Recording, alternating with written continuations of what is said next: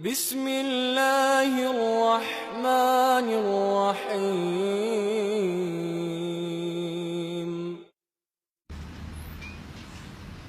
Saya semalam menerima kiriman SMS.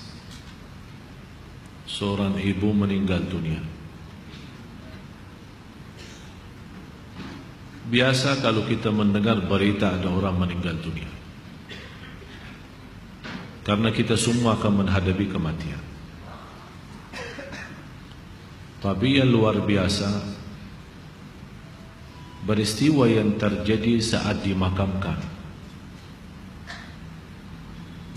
Anaknya menceritakan saat dimakamkan di antara kekuburan, begitu mendekati kuburan tempat ibunya, malah semua jamaah yang ada di saat itu sangat terasa harumannya kuburan itu. Harum sekali, keluar semacam wangi yang luar biasa, sampai orang pada pandangannya kepada yang lain. Barangkali di antara jamaah yang membawa wangi-wangian yang bagus, tapi ternyata tidak, mengalir dari bawah keluar, sampai ada yang malah melihat asap-asapnya. Asap ini bukan asapnya kebakaran, tapi asapnya itu karena wangian dari masuk dari kuburan ini. Sampai dikuburkan, malah kata anaknya, begitu saya sendiri yang nurun memakamkan, mengkuburkan ibu saya, sampai saya dengan tangan saya sendiri membawakan tanahnya menutupi kuburannya. Pulang ke rumah saya mandi dan mencuci tangan dengan sabun, tapi masih terasa tangan saya harumnya luar biasa, sampai tidak bisa kehilangan. 3 malam masih tersimpan harumnya itu. Saya bertanya lewat SMS, apa kelebihan ibu kamu? Dia bilang, ibu saya biasa, malah orang awam, bukan wanita yang apa gitu, awam-awam biasa.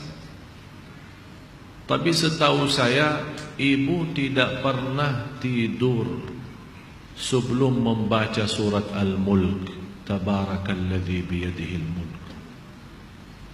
Saya langsung menjawab, itulah yang Allah hantarkan kepada ibu kamu.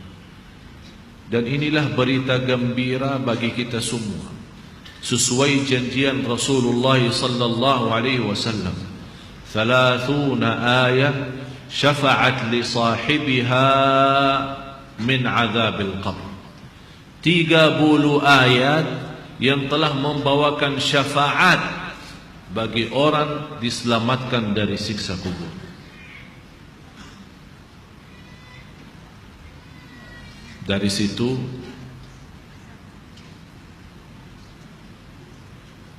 seperti kebiasaan, ambil wudu, saya witir duluan, kemudian tidur. Apa yang saya lihat dalam mimpi? Bapak ibu, yang saya lihat diri saya sendiri di dalam kubur. Sangat gelap, ngeri, malah terasa seramnya luar biasa, sampai tidak bisa saya bayangkan di saat itu. Tapi tiba-tiba sampai saya di situ merasa ketakutan dan kesepian, muncul sebuah cahaya di dalam kubur sendiri itu, dan saya berteriak, siapa kamu yang membawa cahaya itu? Dia langsung sendiri cahaya berkata, saya surat Al-Mulk, Tabarakalladzi biyadihi.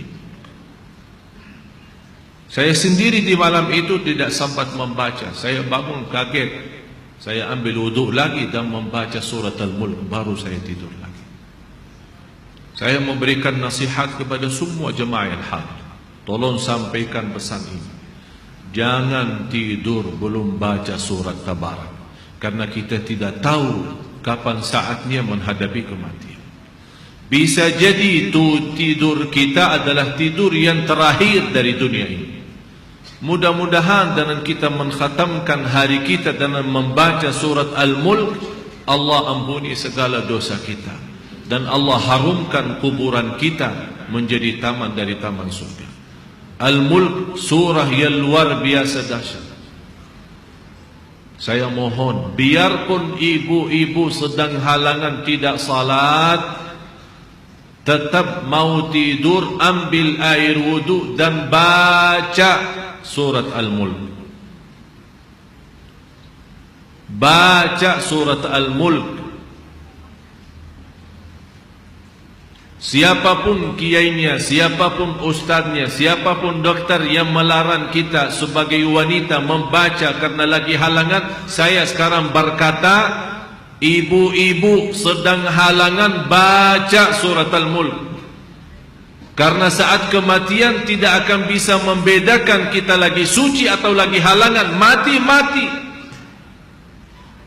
Dan Allah Maha tahu niat kita. Dan lebih baik saat kita membaca sedang halangan, jangan megang Al-Quran langsung, menyentuh Al-Quran langsung, sebagaimana saya jelaskan, bagi sarung tangan atau bagi HP kita. HP kita yang isinya Al-Quran, buka surat Al-Mulk di HP kita dan kita baca. Karena di situ Anda bukan megang Quran tapi megang HP. Begitulah kita rasakan.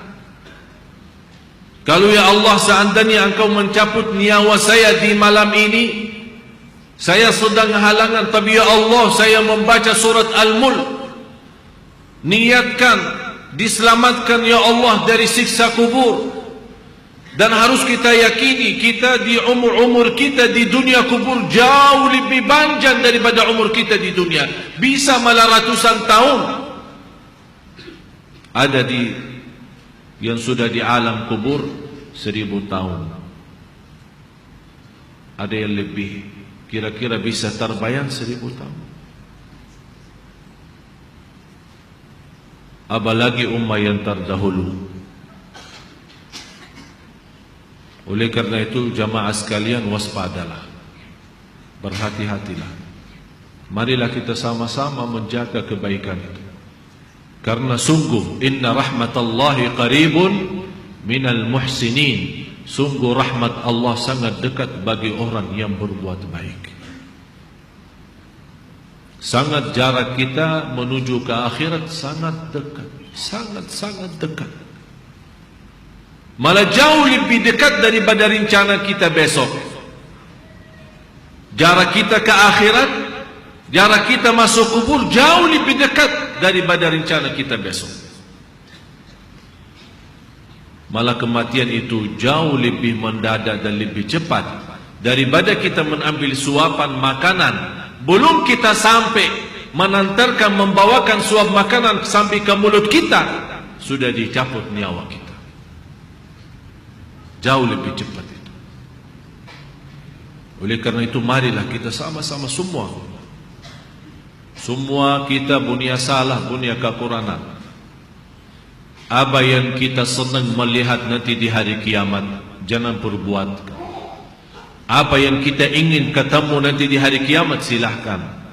Apa yang kita takut dan malu dilihatkan oleh Allah nanti di hari kiamat, jangan berbuat. Dan apapun yang kita tulis, senang kita ditunjukkan oleh Allah, silahkan tuliskan. Kalau kita malu dilihat nanti oleh umat manusia dan dilihat oleh para malaikat yang menjadi saksi, jangan tulis macam-macam. Apalagi sekarang terlalu gampang dosa tulisan itu, gampang sekali. Dan HP yang sekarang ada, malah sudah kita megang menjadi tasbih kita, mengganti tasbih. HP, BlackBerry, WhatsApp, SMS, lain-lain. Saya setiap hari hampir terima 100 SMS. Ada yang bertanya, ada yang macam-macam. Dan hanya saya yang balas, ya Allah doakan, jangan menjadi titik tulisannya SMS ini menjadi beban nanti di hari kiamat. Ya Allah ampunilah mereka semua. Itu yang saya doakan. Walaupun saya tidak balas berdoa, tapi Allah yang Maha tahu apa yang saya doakan untuk orang yang kirim SMS atau WhatsApp atau apa saja.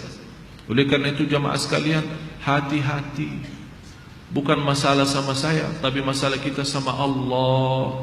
Selalu saya menyampaikan dan mengingatkan kembali, jangan lagi berkata saya tidak enak sama ustaz, saya tidak enak sama keluarga, saya tidak enak sama jamaah. Rubahkan kata itu, berkatalah saya tidak enak sama Allah, saya tidak enak sama Rasulullah sallallahu alaihi wasallam. Kalau memang kita ingin diselamatkan oleh Allah di akhirat, bagi saya dunia ini biar kita susah sepanjang hidup kita sampai mati susah, masih jauh lebih ringan susah dunia daripada nanti susah di akhirat. Harus menjadi tujuan kita akhirat, bukan dunia. Akan Allah datangkan dunia dan akhirat.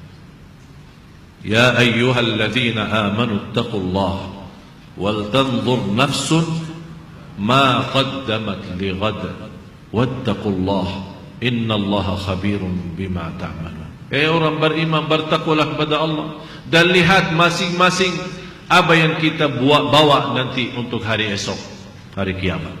Bertakwalah kepada Allah dan jangan-jangan wala takunu kalladzina nasullah, jangan-jangan menjadi orang yang melupakan Allah, akan Allah lupakan kita.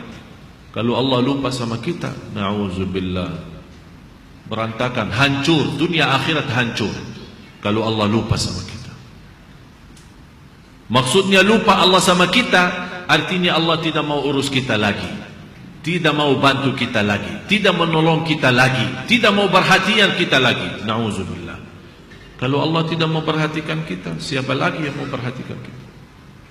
Kita semua tidak punya Allah yang maha adil selain Allah, tidak punya Tuhan yang maha kasih sayang selain Allah, tidak punya Tuhan yang maha mengampun selain Allah. Biarpun dosa kita sepenuh bumi, tapi kita datang kepada Allah dengan ikhlas dan yakin diampuni dosa kita, dan kita berbuat kebaikan semampu kita, akan Allah ampuni dosa kita semua, biarpun dosa itu sepenuh bumi.